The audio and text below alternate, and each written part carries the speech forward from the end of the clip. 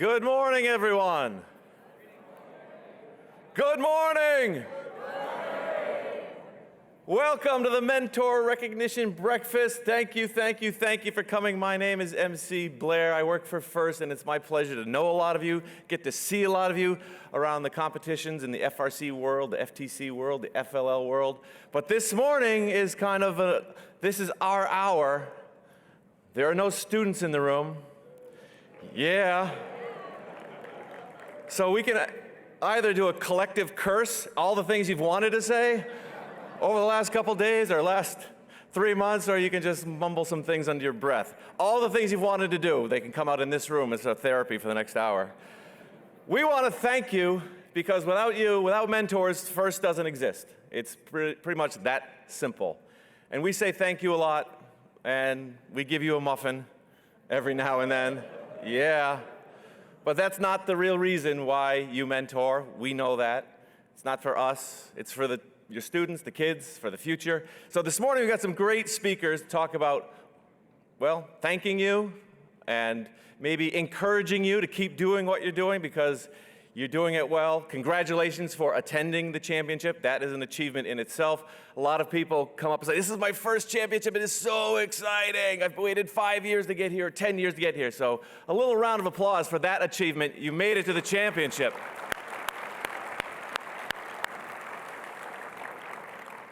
FIRST has some fantastic sponsors, some advocates in government and corporate world. We've got a few of them here today. Our first one, they stepped up big time a few years ago. Not just with a checkbook. They put their money where their mouth is. They send staff to FIRST. They're working with us. They're embedded in FIRST, and we are somewhat embedded in them. National Instruments. They are an awesome sponsor. This morning's speaker is, well, he wanted a little bit of a promotion. He's got this great title already, and if you were welcome ceremonies last night, you heard him speak. But he kind of wanted to step it up another level for this breakfast. So he asked me to introduce him as the Executive Vice President, Galactic R&D. Not just global R&D, galactic R&D. Please welcome Scott Rust.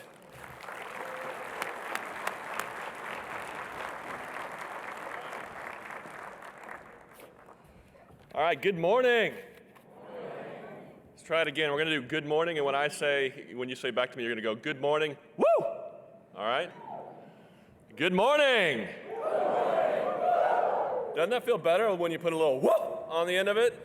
All right. So congratulations to everyone here, and all of you for your team's achievements this season. You have officially made it to the Super Bowl of Smarts. At times like this, I like to think of one of my favorite quotes from one of our earliest scientists, Sir Isaac Newton. He once said, if I have seen farther, it's because I stood on the shoulders of giants. And you guys are the giants that allow these students to see farther. So I'd like to give you guys a big round of applause.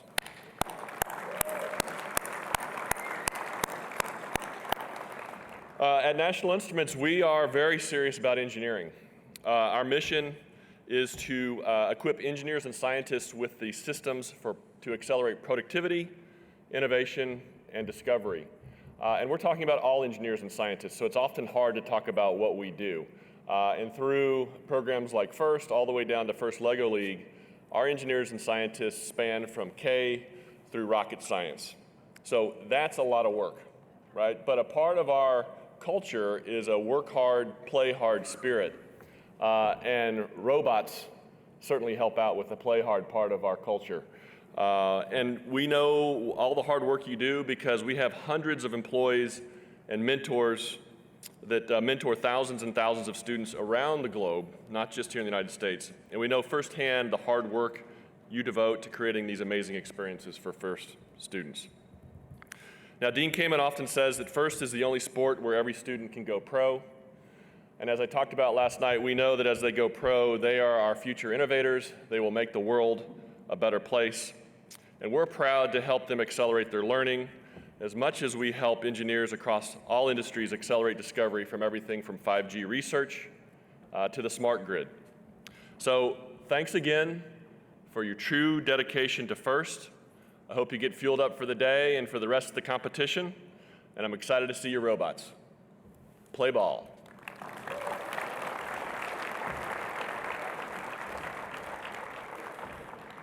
Thank you, Scott.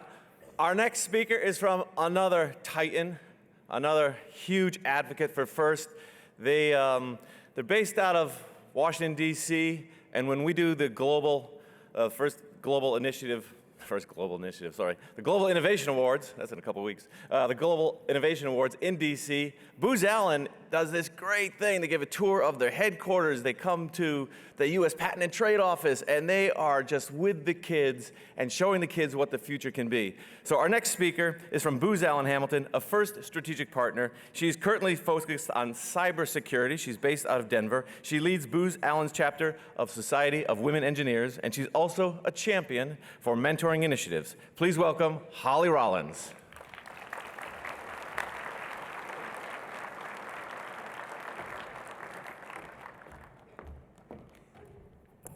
Thank you. So on behalf of the firm Booz Allen Hamilton, it is absolutely our pleasure to be here as a strategic partner.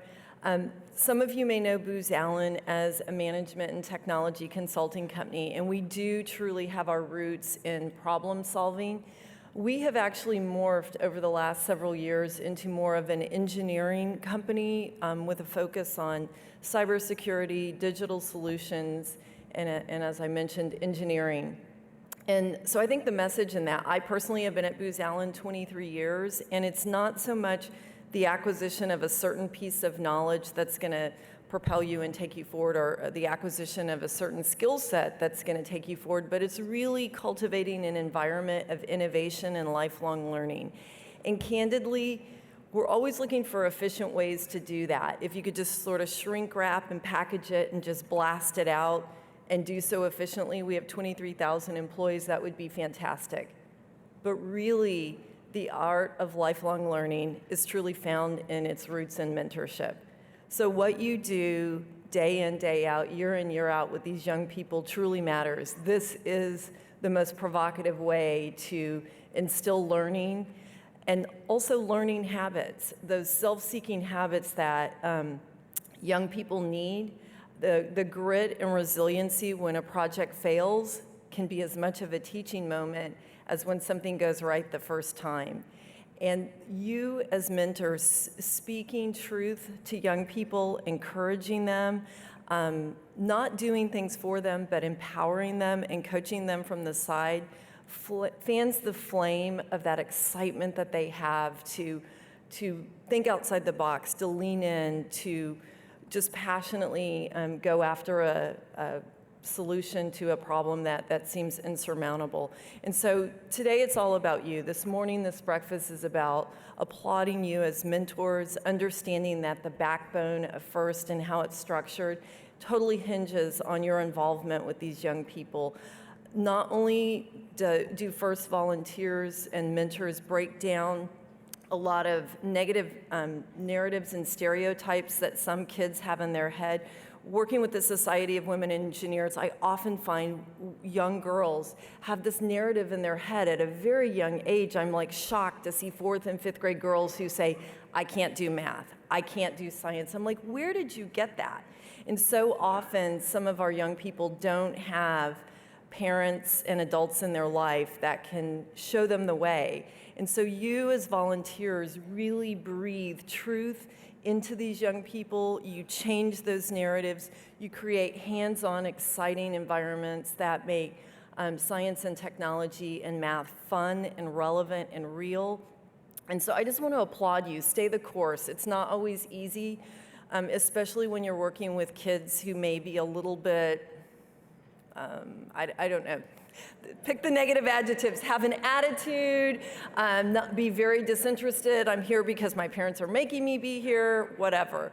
But you talk to so many people and they say it was that one coach, it was that one mentor, it was that one teacher that turned it around for me, that unlocked the doors of my heart to really change my perspective on science and technology. So stay the course, continue to empower these people, and really this morning is all about applauding you Again, Booz Allen is absolutely thrilled to be a strategic partner. We have 23,000 employees, and they are very active in their communities, and we are proud to work with 75 different FIRST teams. So thank you.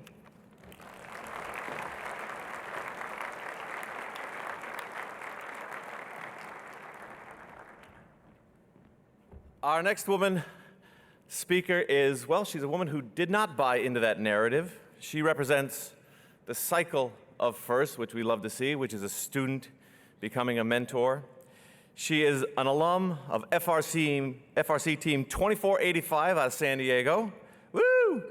She currently attends the Wentworth Institute of Technology in Boston, class of 21, where she studies electromechanical engineering. She's also a mentor for Team 125 in Boston. She's a volunteer coordinator, and she's an active member of SWE. So please welcome alum, mentor, Alyssa Valise.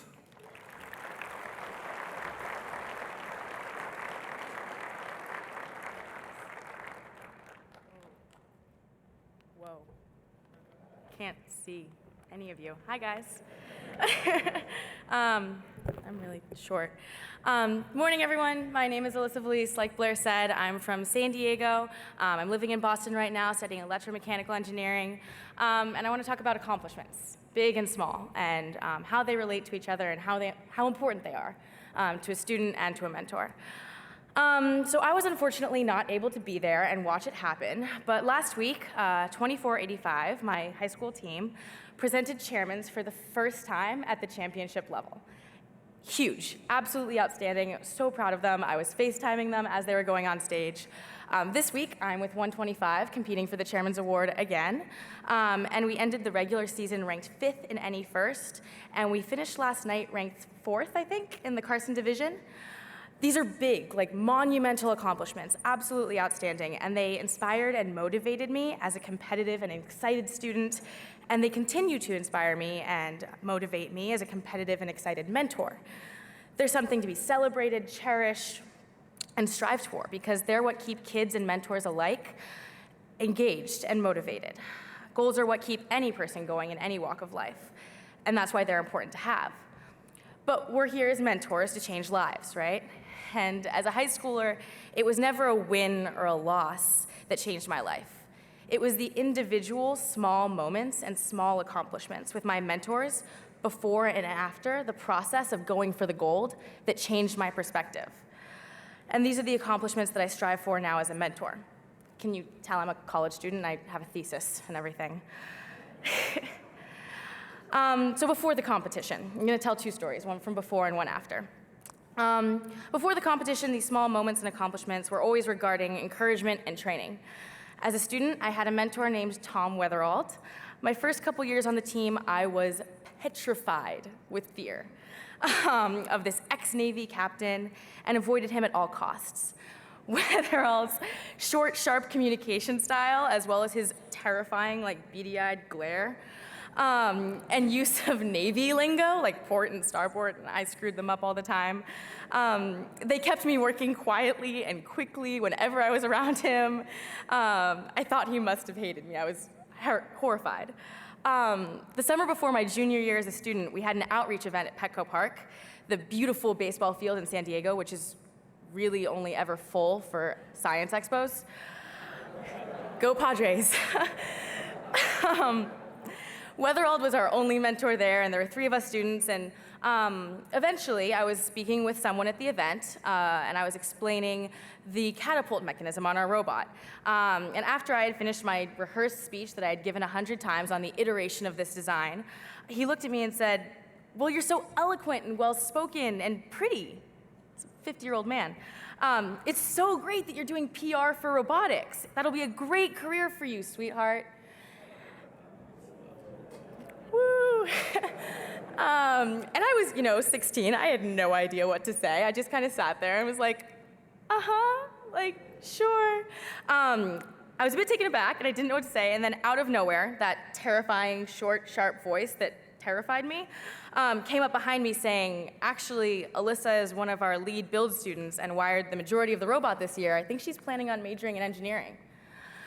I think that man was just as petrified with fear of Weatherald as I was prior to this experience. He ended up writing one of my college recommendation essays, and I call him Captain Gramps nowadays. These are the types of moments that inspire you and motivate you and get you excited, and the mentors in your life that have an experience, and that's why I'm so active in SWE and excited about Women in STEM. After the competitions, really quickly, I'm almost done, I promise. This is the next part, after the competitions. After the winner has been announced and the song or video has been played and people are hugging and crying on the field, the moments that stick, even as a mentor, are still the small individual accomplishments. This year, 125 won the Chairman's Award at the Boston District event that I was volunteer coordinating at. We took our pictures, I cried with the kids, and we all went home with beautiful blue ribbons with gold medals around our necks. But when I look at the medal that's hanging in my dorm room, I don't think about the win or the loss or even how many hours went into it. I think about this Instagram post that one of my students put up the day after the competition. I called Weatherald and a couple of other mentors after my students posted that, and I told them I finally got it. I finally understood why, in God's name, they put up with me all those years, and why they mentored me and coached me and focused on those individual small accomplishments. I remember the wins. They're huge, they're important, and they're what drive me and my students to success. But when I look at the medals and see blue banners hanging in my respective shops, I don't think about the win or the loss. I think about the individual moments like these. And they drove me to every achievement I have ever accomplished, and I hope that they continue to do so as well. And I can't thank my mentors enough for that, and I can't thank all of you for that enough, because you're all doing that for your students every single day. And I know a lot of the times it's easy to get wrapped up in the we won, we lost, blue banner, no blue banner, but just think about the individual small little accomplishments from before and after and even during, because those are what actually drive the students and make them want to continue on, and it's really special and really important. So thank you guys.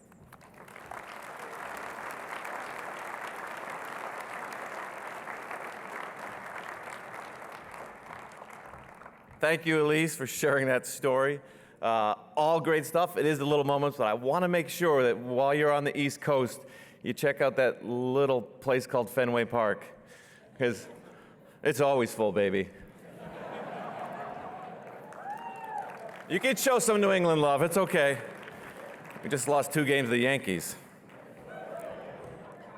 Our next speaker is also a dynamic personality, a fabulous mentor. If you want to see her in action, you can check her out over the first Lego League fields where she MCs all weekend long. This is her hometown. This is her house. She's a longtime FLL coach, a first volunteer, and a first ambassador. Please welcome Nicole Adewale.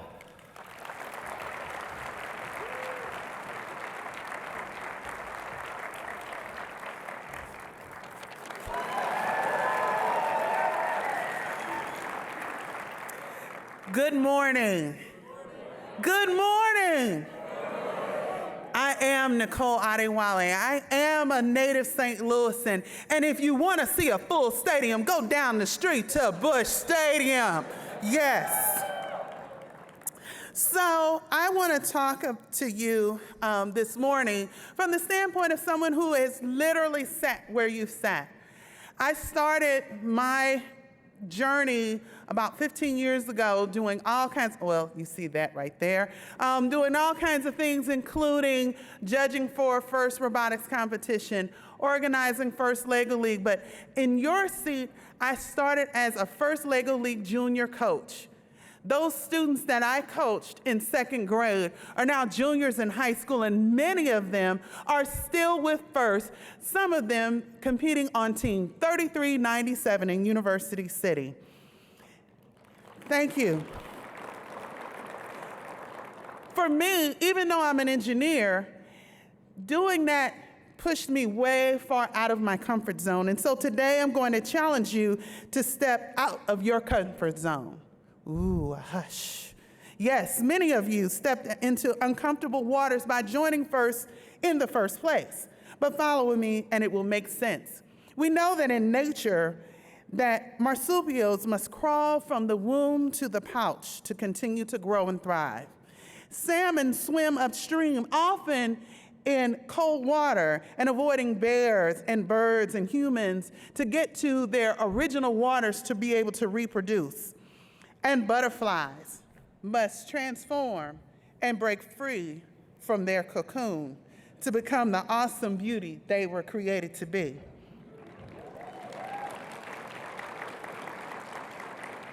Moving from comfortable to uncomfortable is necessary for growth and survival, for you and more importantly, for your students.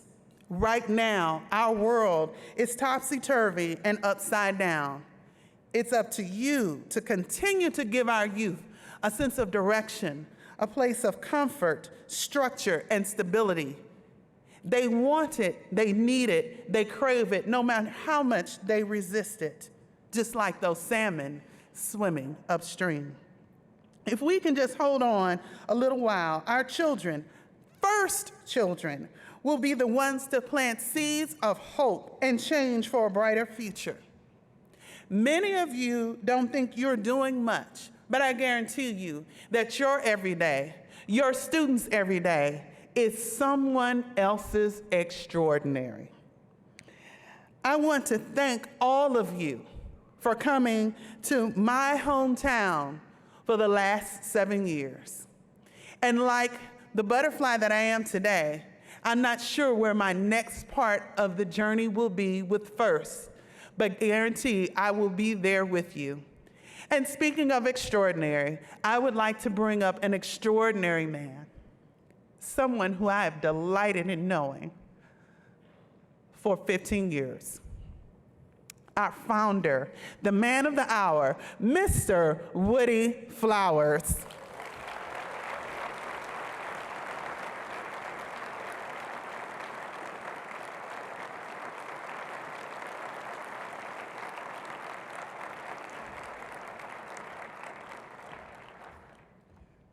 Good morning. It's really nice to be here. You guys rock. I'm really lucky. Back in the middle 90s, Dr. William Murphy created the Woody Flowers Award. That tied my name to a whole bunch of amazing people. For example, this morning we have Woody Flowers Award winners down here. Would you guys please stand?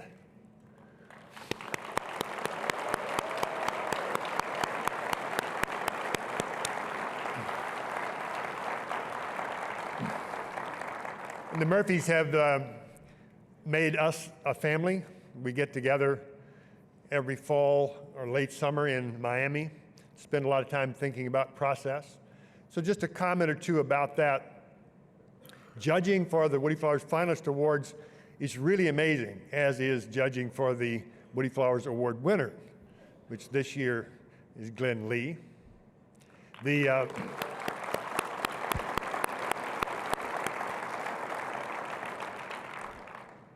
We had roughly 1,000 nominations for the Woody Flowers Finalist Award. That's a daunting judging task. When you speak to your students about nominating one of your colleagues, a little bit of advice from my personal opinion: simple declarative language is really important. Putting data, factual information in the front end of the nomination is really important. And taking advantage of the opportunities to put pictures in is really important. And if the pictures are there, the people evaluating the nomination should be able to figure out who the nominee is in the picture. So some labeling or captioning is probably helpful. I offer that advice simply because we really want to try to judge as accurately as we possibly can, and it helps when you're facing really good information. But they are compelling stories. It's really amazing. You think about 1,000 stories for just this year about outstanding relationship between you guys and the students you work with. First is big. 500,000 students, 50,000 events. So that's good news, but it's also bad news, because even Six Sigma, some nasty stuff gets through that filter. You guys are on the front line of maintaining the quality of the FIRST experience.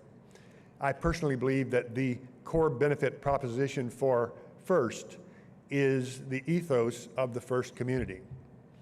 I think that's the part that separates what you guys are doing from other things that students could be involved in. So,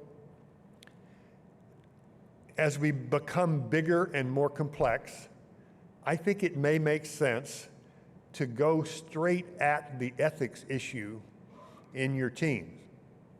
So I will share a suggestion from my history of teaching at MIT that may be helpful. 2 major design courses in the mechanical engineering department, the sophomore course, which is the genesis of this competitive kit robotics thing, and the senior design course, which is the classic FIRST team in the sense that it's a problem too big, a time too short, a budget too small, and a team too large. And that forces some complex organization issues for all of you to face.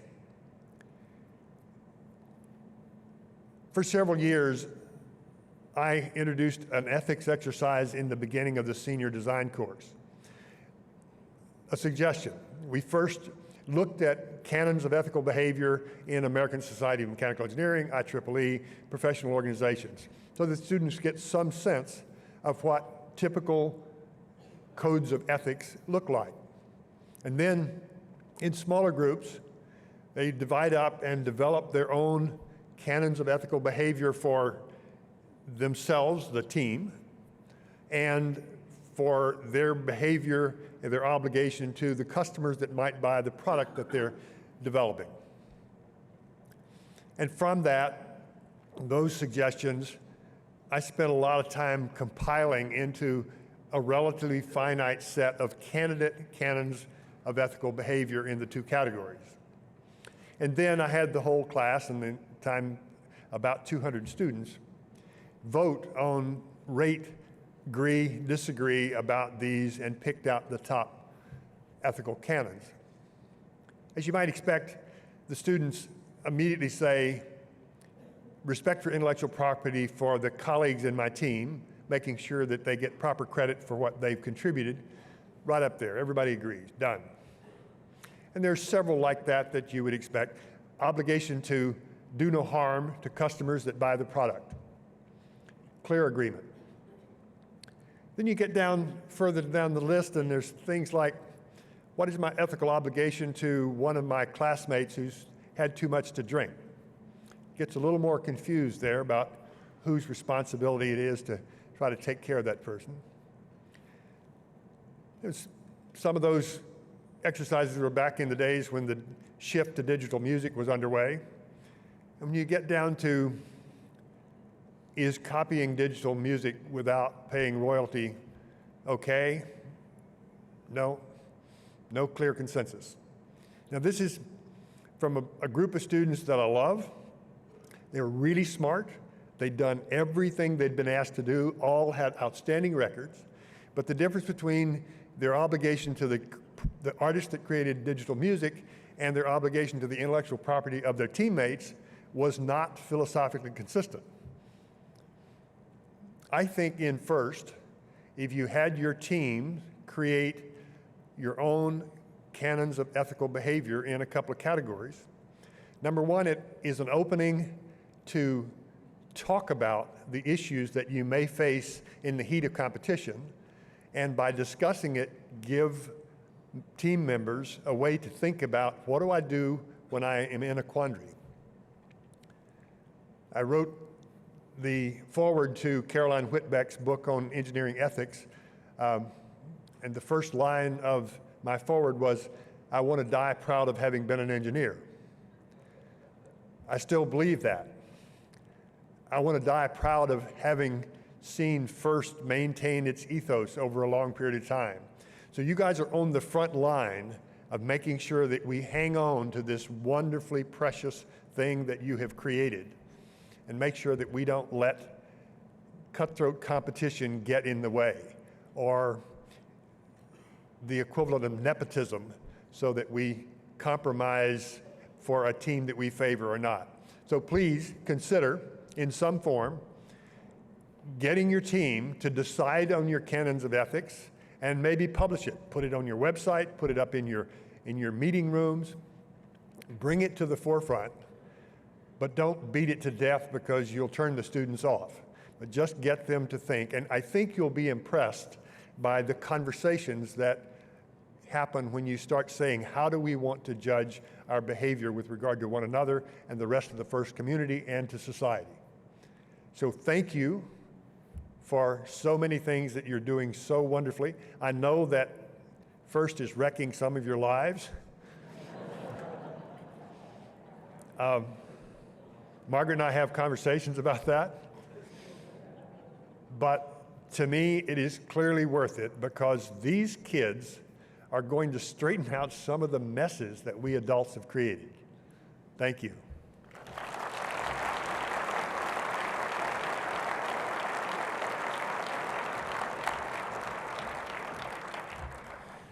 And you thought you were just coming to get coffee and a muffin. We're talking ethics before 8 a.m., people. And that's what makes FIRST so special and what makes us so lucky to have Woody.